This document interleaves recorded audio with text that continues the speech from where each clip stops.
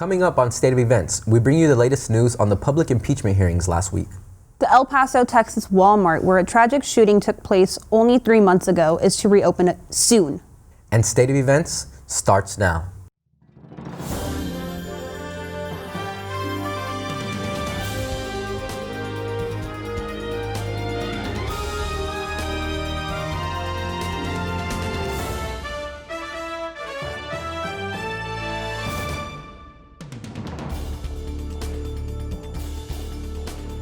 Welcome to State of Events. I'm David Fuentes Jr. And I'm Alondra Vega. Let's get down to our top story for this week. President Trump is taking his efforts to block the release of his financial records to the Supreme Court. Last Thursday, President Trump asked the Supreme Court to block a subpoena by a Manhattan grand jury for copies of his financial records and tax returns. The president's lawyers are arguing Mr. Trump is immune from criminal proceedings while in office. It is the first time Trump's attorneys have gone to the Supreme Court with their argument. The president has already lost a case in the lower courts.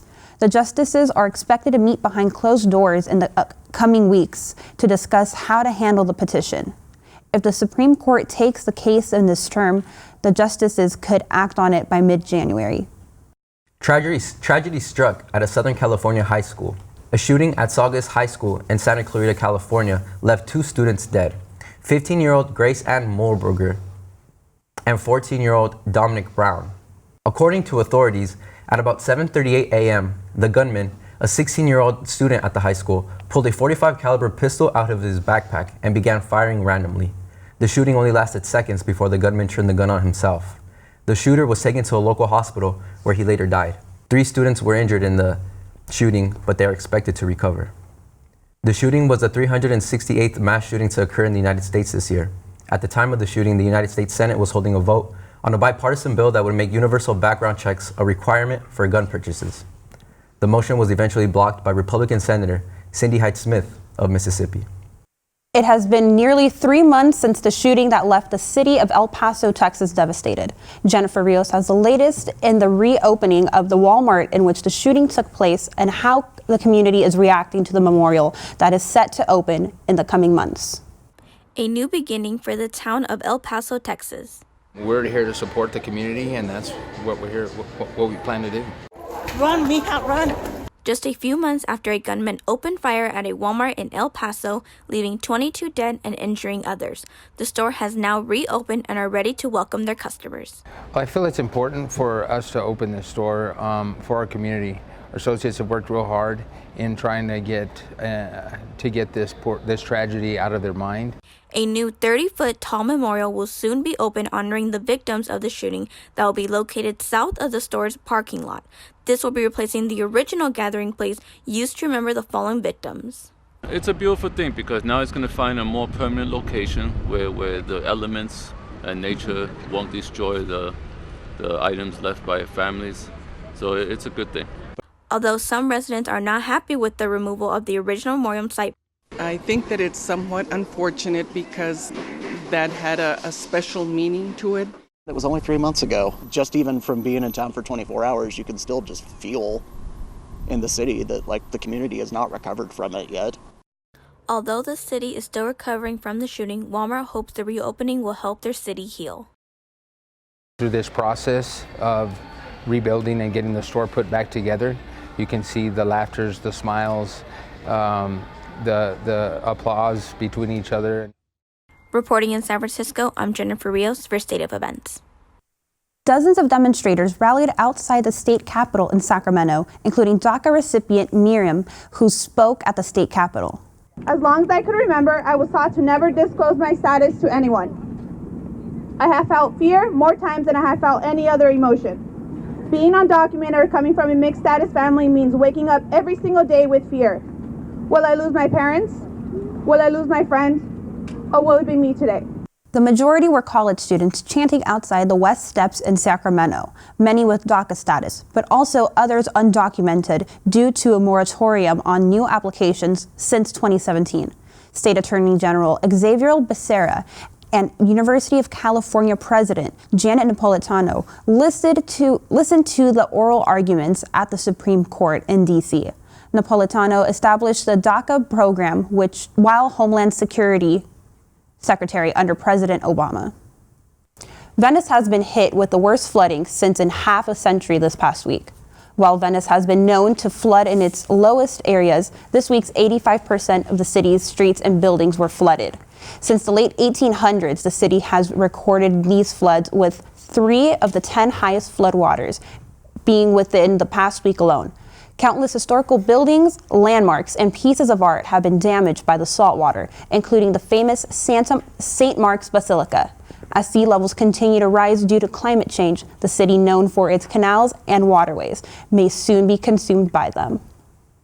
After a race that was too close to call initially, Chesa Boudin will be San Francisco's new district attorney.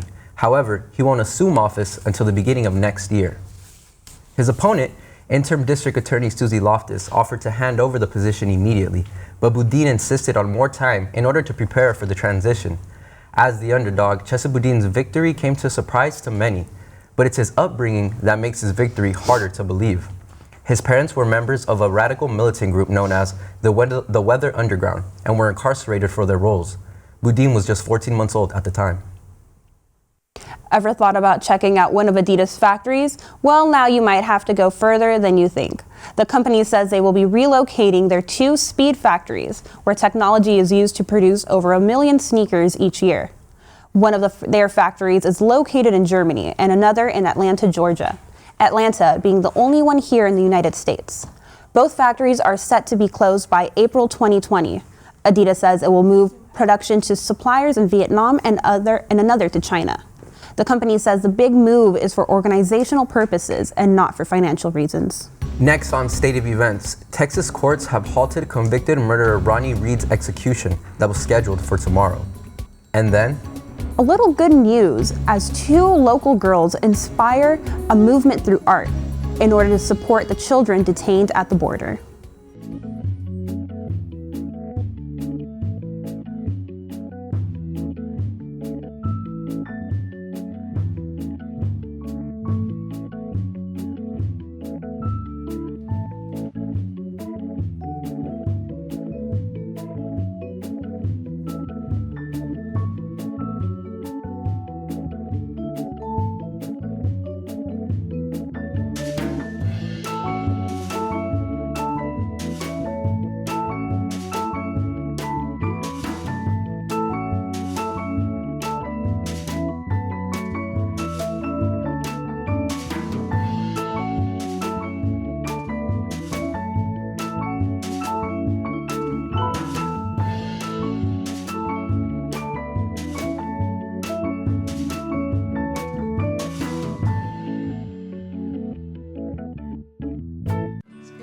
When it's time to choose healthcare for your teen, you want the best. When it's time for your teen's questions to be answered, you want a professional you can trust. At Valencia Health Services, your time is well spent. We provide professional, quality healthcare. Valencia Health Services, dedicating quality time to professional healthcare because your teen's health is our first priority. Valencia Health Services, quality time because we care.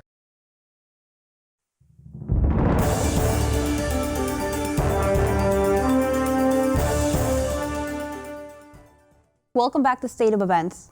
Astronomers have spotted a star speeding through our galaxy at more than 3.7 million miles per hour. Astronomers using the 3.9-meter Anglo-Australian telescope at the Australian National University's Siding Spring Observatory discovered the star and conducted follow-up measurements to track its path. This star is currently 29,000 light years away, and it's on its way out of our galaxy in 100 million years. Astronomers tracked its origin to the center of the Milky Way, meaning it was launched by the supermassive black hole in the center of the galaxy at 10 times the speed of a normal star. BART police detained Steve Foster for eating a sandwich at the Pleasant Hill BART platform. Last week, Foster filed a civil rights claim against BART, alleging that its officers engaged in racial profiling and selective law enforcement. The video of Foster eating a sandwich and being detained by BART police went viral. A few BART riders staged an eat-in protest at the BART station last Saturday. Foster claims that the officers were clearly angry and yelled at him, even calling him an idiot and stupid, according to his attorney. After months of national attention, a Texas court has halted the execution of Rodney Reed. The Texas Court of Criminal Appeals issued an indefinite stay of execution for Rodney Reed. Last Friday, Reed was scheduled to be executed this Wednesday for a murder he insists he did not commit. Reed has maintained his innocence since 1996 when he was convicted for the murder and rape of 19-year-old Stacy Stites. Additionally, newfound evidence is raising questions among his supporter and raising serious doubts regarding his guilt. There were witnesses that were not called. There was all kinds of stuff out there, evidence that we have that proves his innocence. Reed's lawyers have filed a legal motion asking for his conviction to be overturned based on new witness testimony and are seeking a new trial to present this evidence to a judge. Over the past decade, the rate of new lung cancer cases diagnosed in the United States has dropped 19%, and the 5-year survival rate has gone up 26%, according to a new report. Although lung cancer remains the leading cause of cancer-related deaths nationwide, the chances of surviving lung cancer can vary drastically depending on where you live. Since most symptoms do not show up until it's too late, the U.S. Preventive Service Task Force recommends yearly lung screenings for current or former smokers with a smoking history of 30 or more packs a year. These recommendations are for adults 55 to 80 who either smoke or quit smoking within the past 15 years. 14 fraternities at San Diego State University are suspended after the death of a freshman student. 19-year-old Dylan Hernandez died after a fraternity party. He fell off the top bunk of his bed and hit his head. His roommate found him pulseless on the floor and was rushed to the hospital where he later died. The cause of death was blunt force injuries to the head. Students who saw Hernandez at the party said he was drinking heavily. SDSU President Adela De La Torre suspended 14 fraternities under the Interfraternity Council. That also includes Phi Gamma Delta, the fraternity Hernandez was pledging. As Thanksgiving is just around the corner, State of Events reporter Jennifer Rios tells us more on how students are spending their Thanksgiving break and how this couldn't have come at a better time for them. Jennifer? That's right, Alondra. While students here at SF State are excited about kicking off the holiday season, some students are looking forward to actually taking a breather from the semester and using this time to eat some turkey, of course, but to also use this time to decompress from stress that comes from our classes. As San Francisco State students make plans for Thanksgiving, some students are taking advantage of the free time that comes with fall break this year. Time for the things that I haven't been able to make time for. I think I'm ready for some time off and a moment to recharge. Aside from taking a break from school, students are also looking forward to Thanksgiving, which leads to shopping for food, especially the fan favorite being turkey, among other family favorites. Definitely, I can't wait to enjoy all the good food, hit up all the family parties. Hey, tamales, pozole, turkey, and mashed potatoes, of course. Before we hit up those grocery aisles and buying all those food goods for Thanksgiving, students here at SF State are reminding us how to also utilize this fall break going forward. Like I said, recharge and a little self-care, mental health, and just get ready to finish off the semester strong. And now as the semester moves forward, be sure to keep in mind all of those stress and anxiety remedies we talked about earlier this semester as we are going into our last week here at SF State before the fall break. Be sure to enjoy your families and all the food coming your way. For many students, that is sure to make a happy Thanksgiving. Reporting live in studio, I'm Jennifer Rios for State of Events. Since June, 2 East Bay girls have been folding origami butterflies to stand in solidarity with children being held at the Border Protection facilities. 11-year-old Kaya and 10-year-old Lillian have made over 15,000 butterflies with friends in hopes to get lawmakers' attention. The butterflies will be displayed at the Senate Rotunda in Washington, D.C. Is somebody coughing and sniffling next to you? If so, it may be due to the arrival of flu season. Flu cases typically start to increase in October, peak in December, and the season can last very well into spring. Every year, scientists develop a new flu vaccine, but it's based on a best guess of which strains will be circulated, and the effectiveness of the shot is usually unknown until flu season is in full swing. Studies by the CDC show that risks of flu illness decreased by between 40 and 60% among the overall population during seasons when most circulating flu viruses are well matched to the flu vaccine. Kira Snyder stopped by San Francisco State to talk about the television industry to Becca students. Sort of the good news and the bad news about getting into this industry is that there's no one way to do it. Kira Snyder is a writer and producer in the television industry. She's worked on shows such as The 100 and The Handmaid's Tale. In a symposium at San Francisco State, Snyder shared the challenges in working on a TV show. There's never enough time. There's never enough money. It doesn't matter how big or how small your show is. You're always fighting the schedule and you're always fighting the budget. We try really hard not to be ridiculous when we're writing our scripts. But Snyder also shared that television scriptwriting is collaborative. However, someone is designated to lead the episode. Sometimes script assignments are made based on seniority. So you start with the more senior writer, then 2, 3, 4, all the way down the line to the least senior person. At San Francisco State, the Becca program allows students to write, produce, and direct student-run shows. These classes help students learn different types of skills and jobs in the TV industry. You can kind of practice your craft and get out there and get stuff made and get a name for yourself without ever having to, be in LA. The internet's impact on mass media is bigger than ever. Social media and streaming play a key part. Social media apps like Twitter allow users to connect with the entertainment industry. Being involved in social media, following things that you want to do is a great way to be aware of what's happening.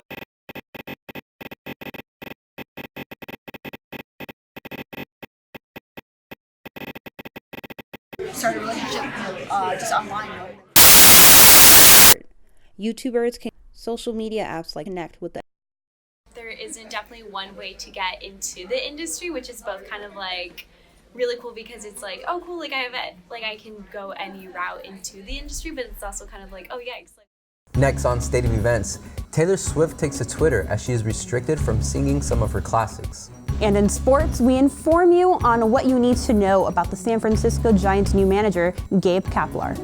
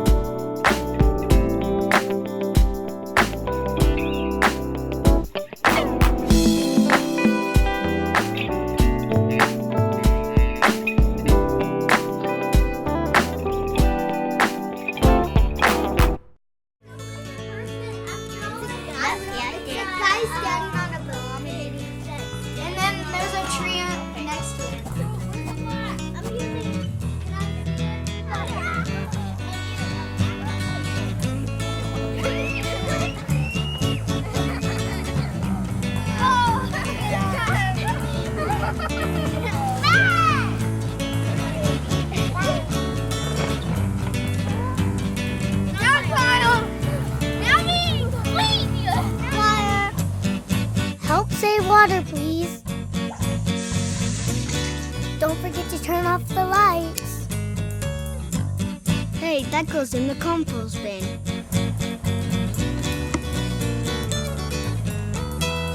Be sustainable. Be sustainable. Live sustainably.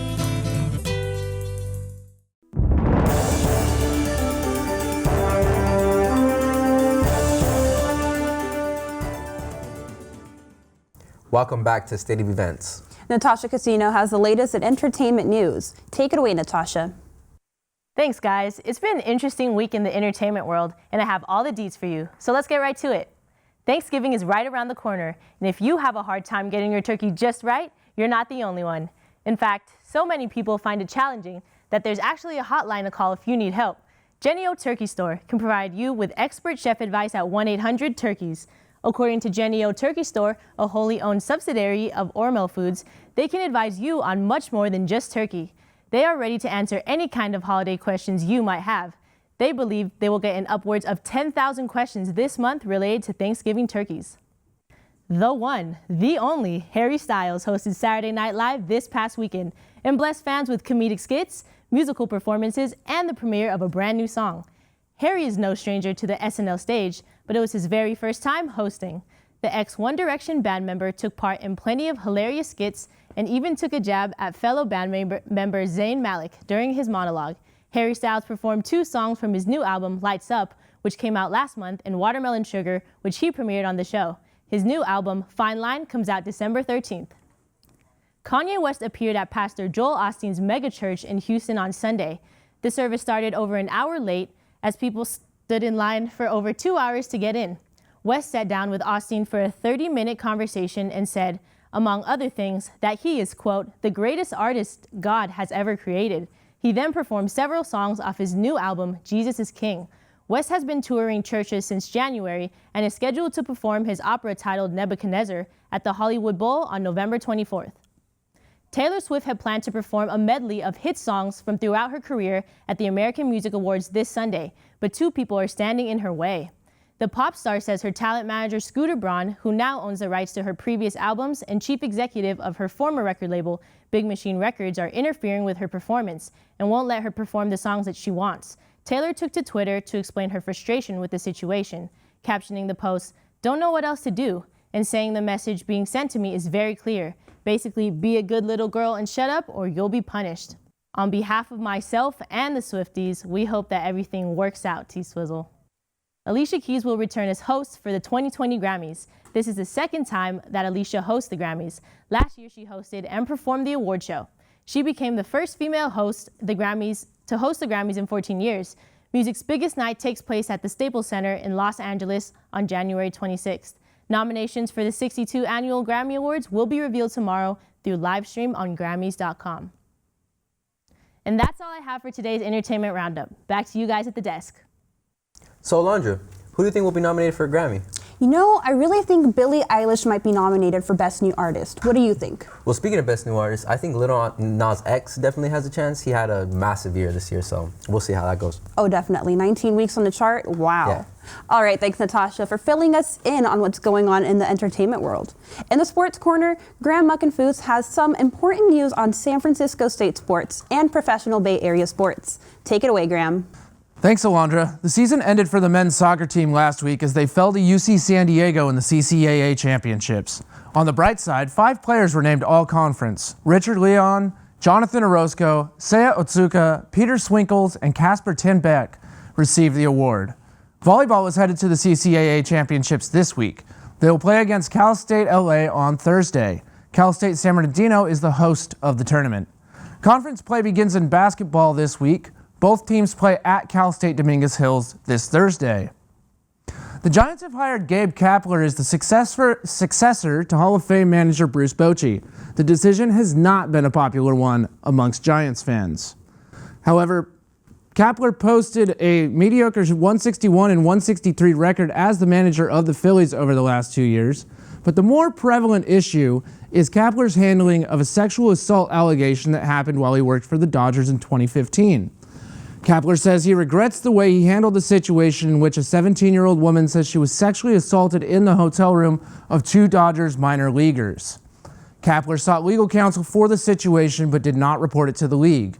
Despite being found innocent of any wrongdoing, Giants fans are largely upset about the hire, and it's going to be very difficult for Kapler to win them over. The 49ers faced off against the Cardinals at Levi Stadium on Sunday.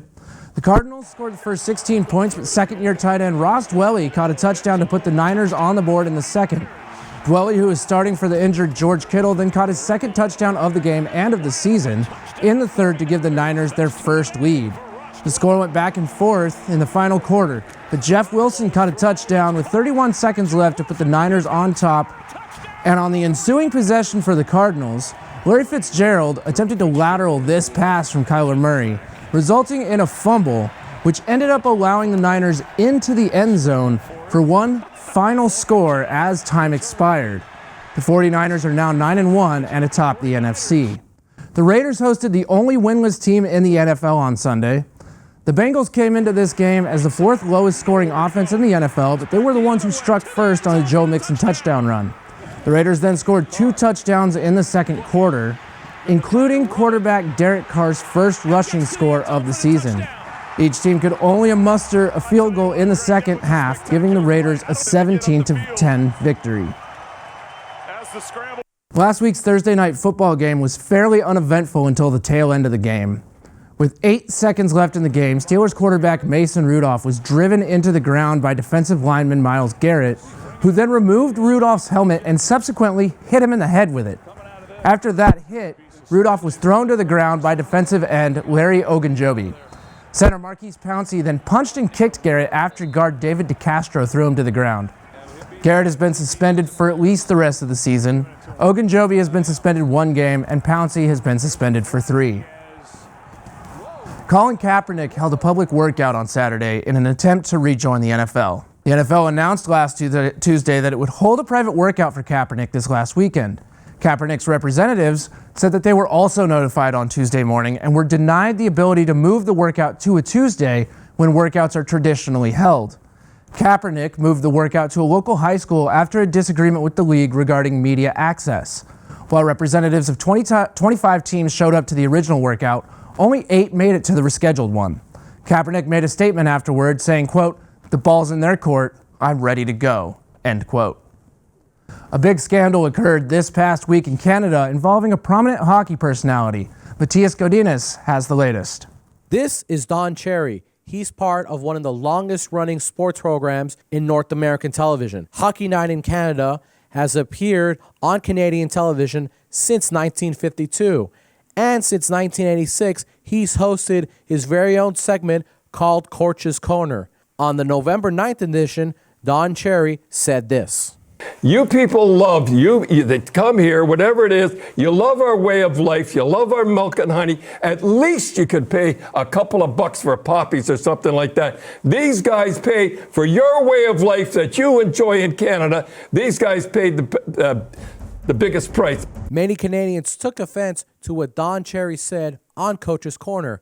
A few nights later, Don McLean, his partner on Coach's Corner, said this in response. Don Cherry made remarks which were hurtful, discriminatory, which were flat out wrong.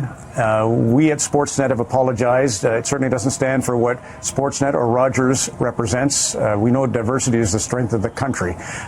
We see it in the travels with our show and with Hockey Night in Canada. So I owe you an apology too. That's the big thing that I want to emphasize. I sat there, did not catch it, did not respond. Last Monday night, Sportsnet decided to part ways with longtime contributor Don Cherry. President of Sportsnet, Bart Yelsby, said, and quote, following further discussions with Don Cherry after Saturday night's broadcast, it has been decided it is the right time for him to immediately step down.